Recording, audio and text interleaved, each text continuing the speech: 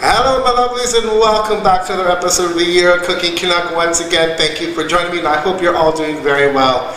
Guys, on today's segment of Memories of Macedonia, I'm going to be showing you something that we call Macedonian caviar or red caviar. Of course, I'm talking about the infamous, world famous Ajvar. And what Ajvar is a roasted red pepper spread or a dip. Guys, this is becoming more and more popular around the world. You can probably find it in your supermarket.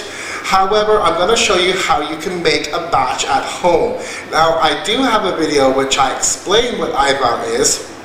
And the reason I haven't done a video as of yet is because it can be quite daunting of a task. A lot of households will use up to 50 kilos plus of peppers, and the reason they use so much is because they jar this, and this is what they'll eat over the winter months when there's no fresh peppers available. However, I'm going to show you how you can make a manageable batch at home, and all you need is a barbecue or your stovetop or even your oven. It's really simple, guys. It's just a bit of time. That's all you need is a little bit of time and patience. Without further ado, guys, let's get in that kitchen and make the most beautiful, most famous Macedonian export, Ajvar.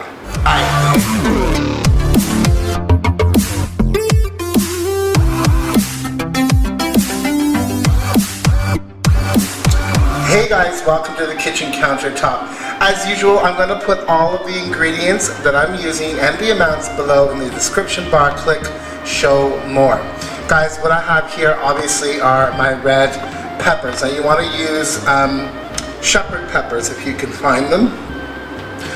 What I have here, guys, is 5 kilos. I'll let you know that right off the bat. Now, with Ajvar, my aunt, she likes it samo piparki, only with peppers. My cousin Diana, she likes it with aubergine, okay? I'm going to use a couple of aubergines in my Ajvar. It adds more of a creamy taste, I find. Also, you can amp this up and make it hot, or luto, and you can use hot peppers, and that's what I have here. So the first step I'm going to do, guys, is I'm just going to wash everything, and then I'm simply going to put these on the barbecue. Now, you can put them on a grill pan on top of your stove.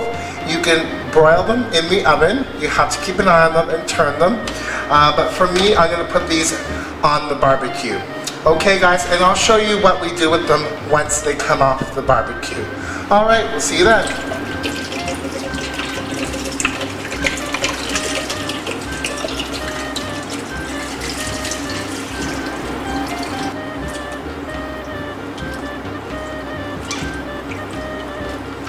We'll let these soak for a bit, guys, and then wipe them clean. So guys, I've just turned my peppers over, and if you could smell, my gosh, it smells so good. I love the smell of roasted peppers.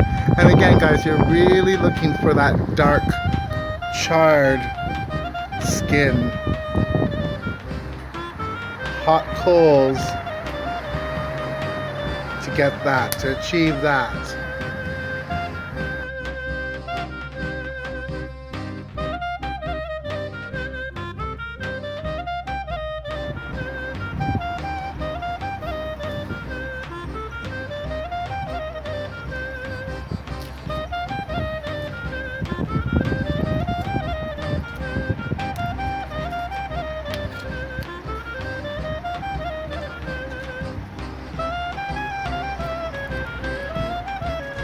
Guys, if you can smell this, wow, it smells incredible. I love the smell of roasting peppers. So guys, what you want to look for is very, very blackened skin on your peppers. And I'm doing mine in batches. I have to because I don't have enough room on my barbecue, but that's okay. As soon as they come off the grill, cover them with plastic, or you can put them in a very large plastic bag if you have. But I have mine in a bowl, and I'm going to let these sweat. And I'm going to go check on my other peppers now. Hey guys, I have all of my peppers here sweating under the plastic. They're still quite warm, so you want to leave this until you're able to handle them. So I'm going to set that aside. In the meantime, I have my aubergine, my eggplants, and I've tested a little bit. And if you've roasted it properly, you should be able to take the skin off effortlessly. Just going to discard that. It should just peel back for you.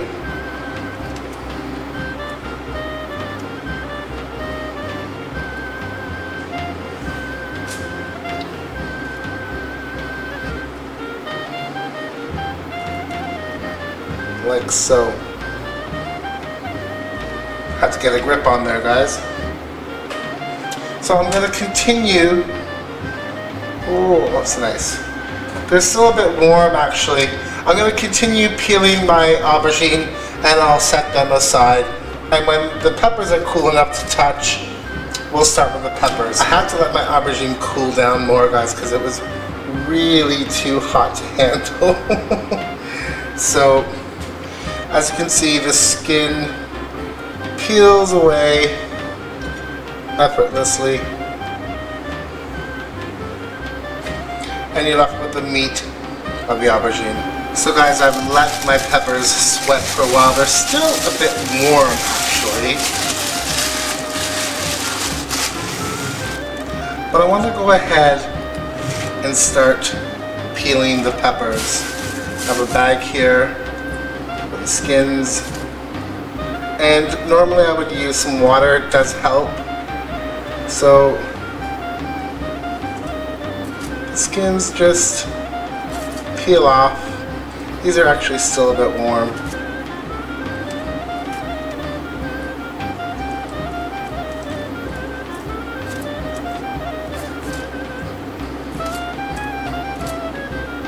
And if you have a few little bits, don't worry about it.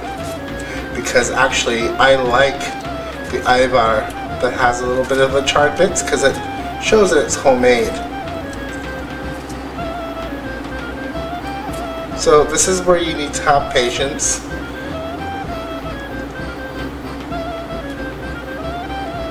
It will come off, as you can see. And you're also going to want to remove the seeds and the stems from the peppers. So I'm going to continue peeling and putting them in my big bucket here. It's actually easier if you use some running water, guys. But if you chard your skins well enough, they should just peel off effortlessly.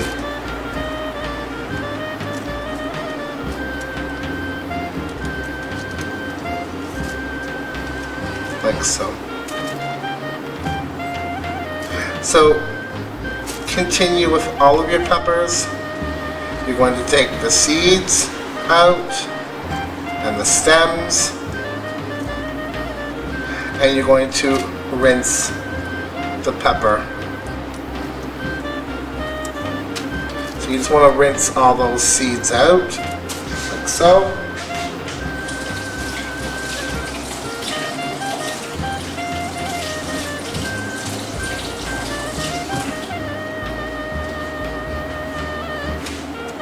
And you're left with a nice skinned pepper, and put that in your big bowl.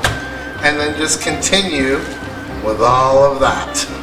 So I'll bring you back, guys, when all of this is.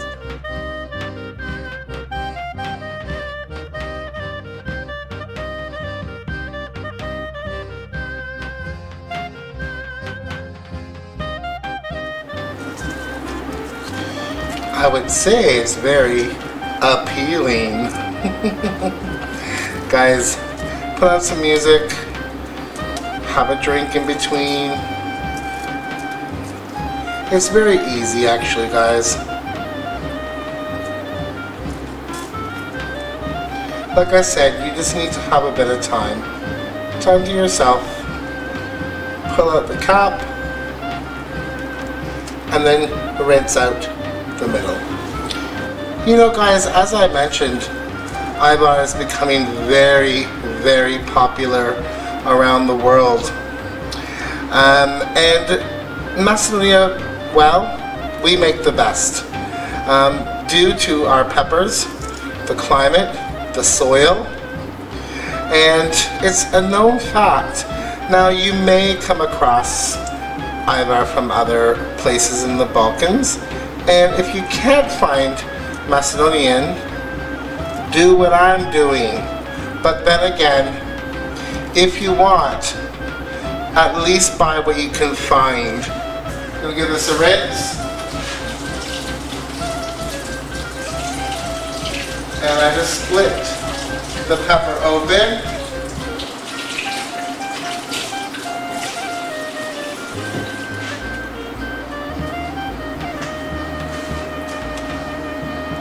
So it's like that. But guys, do try this recipe. You can make this at home in a smallish batch like I'm doing here. Guys, if you want it, you can even have this recipe. However, it does reduce down quite a bit. So that's a fair warning to you guys. There's not much seeds in that one. So I'm going to continue on. You guys are keeping me company. And I'll bring you back when all of these beauties are done. But it is quite easy, guys. As you can see, if you blacken the skins properly, they just slip off. Make sure that they're warm, but you can handle, okay? And guys, at this point, once you've done this step, it's up to you. You can stop and continue the next steps the next day. So that's completely up to you. I'm gonna rinse this out, continue the rest, and we'll show you the next step, guys. So guys, all of my peppers are peeled and everything has been rinsed. So what I've done is, mind the splatters, I put this in a large colander and I just want the liquid to seep through because the eggplant has liquid, and when you rinse the peppers there may be some water, obviously. So I'm going to let this strain for about a half an hour, and then I'll show you what I do next. So guys, I have my blender here, and what I'm going to go ahead and do is put my peppers in there. Now they've been sitting in this colander over a bowl and collecting water. This is actually the second batch of water, believe it or not. So I'm going to go ahead and put my peppers in the blender, and I'm doing a voiceover because blenders are loud and annoying. So go ahead in batches, and don't worry if you don't get part of the aubergine, and it's all gonna go in the same pot at the end anyway. So just put in what you can, don't overfill it. And these are going to be at room temperature anyway, so you don't have any worries about them being hot and splattering up on you. So fill your blender pretty much halfway through. Now at this point, you can add fresh garlic. What I'm going to do here is I'm adding, hope you can see, I'm adding garlic granules. Just because I like the granules better. I don't really want the raw garlic taste in there because they're not being fried. You could lightly toast your garlic if you'd like. So I've added some garlic granules, and I'm going to continue putting in more of our peppers and aubergines. Don't get it all over the place. Right. So I'm going to pop a lid on this and give it a whiz. You can pulse it. You can do this in a food processor, guys, or even a meat grinder. It's up to you. Blend all this up, and then we're going to stick it in another bowl, which I have reserved over here. And that's it, guys. Alright guys, my Ajvar is all blended up. I put it into this bowl, and then I'm going to show you what we do next. Now we need to reduce the Ajvar and cook it down. Alright guys, I have some vegetable oil in my pot here. I don't have a very big straight-sided pan big enough, so I'm using my pot. You can use your pot at home as well. I have a diffuser on the bottom here, and that will ensure that my Ajvar does not scorch, because we need now to cook this down. So I'm gonna go ahead and add my Ajvar puree.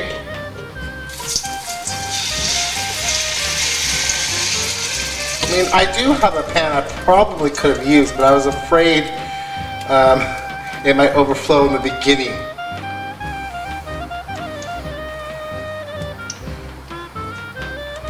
So just transferring all of that goodness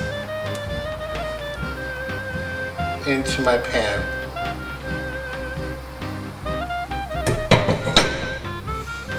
Now, it may look like a lot of oil, but guys, you need that in the beginning. You really do. And it will absorb, and this is going to cook down slowly, and I will bring you back and show you the next step. Alright guys, I've been reducing my Ajvar for a little while now. I have my splash guard on here, so I'll remove that. Give it a stir.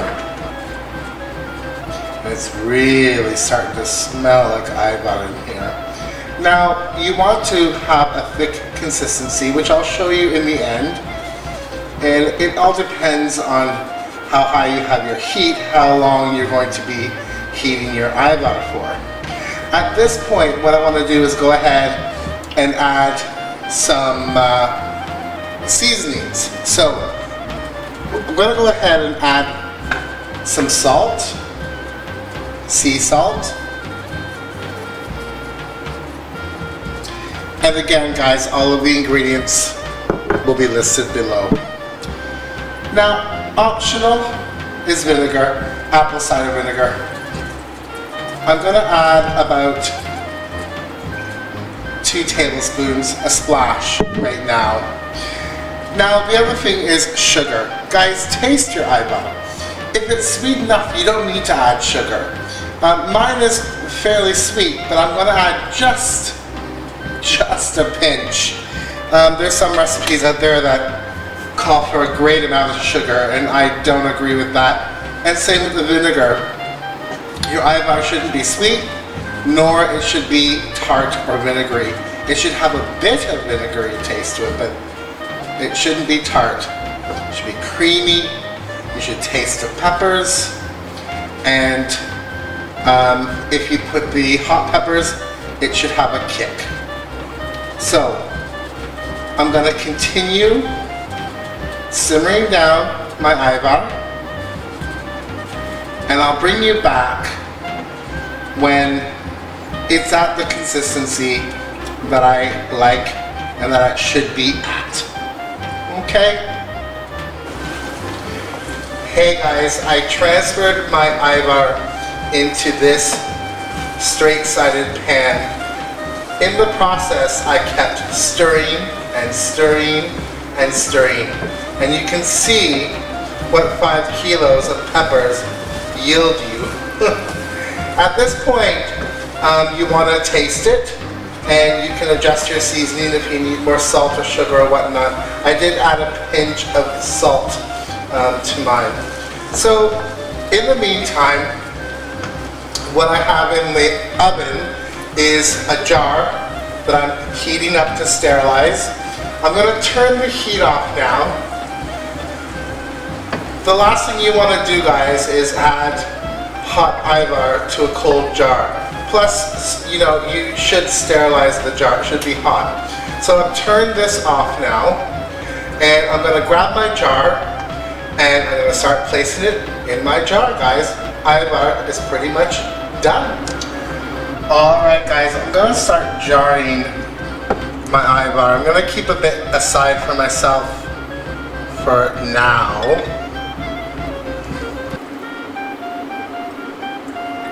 And And don't worry, I will clean the rims with hot water. So guys, you can see how much it reduces. And this is from 5 kilos of peppers. So, as I said, it's a labor of love, but guys, you cannot beat the taste of homemade Ajvar. No way, no how. So guys, I'm going to continue filling my jar up here, and I'll bring you back when we plate up some for myself, and let's eat some. Just clean up the rim, guys. You can use a bit of vinegar if you like. And then I have my lid. Ooh, hot. And that's it, guys. The Ajvar is all done. Let this cool naturally and put it in the fridge. Once you open it, you need to consume it. Once it's open, it doesn't have a long shelf life. Jarred, unopened, you can have a longer shelf life. There is the vinegar in here, sugar, so it will preserve. But once you open it, you gotta consume it, guys. All right, I wanna have some of this. I'm gonna let it cool down, and I'm gonna have some. Hey guys, our Ajvar is all done.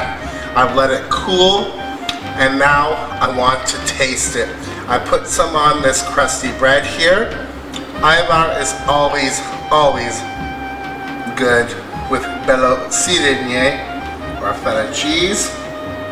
Guys, you can use Ajvar in many ways, such as this. You can also use it as a dip at a party, put some breadsticks or crackers. You can also put it in stews, soups, and it's great on top of grilled meats, fish, and chicken. So it's very diverse, very diverse. Trying to lick that cheese off. Guys, let me give this a taste.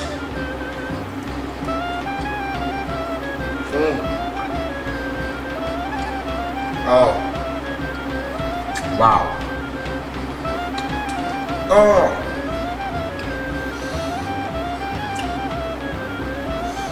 creamy, smoky from the barbecue.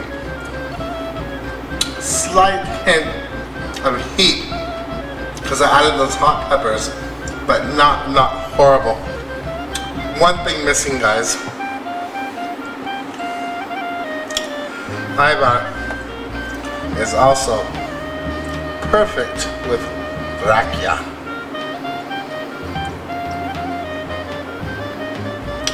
Oh yes, homemade rakia. Guys, Nasravia, thank you so much for watching this episode of the Euro Cooking Canuck in this segment of Memories of Macedonia. I'm going to enjoy this Ajvar. Please guys, comment, like, share the video. My Facebook page will be below and some pics to follow. Guys, what can I say? Thank you so much. You need to try Macedonia's red caviar. Thanks a lot, guys. Ajde prijetno, hvala mnogo, ciao.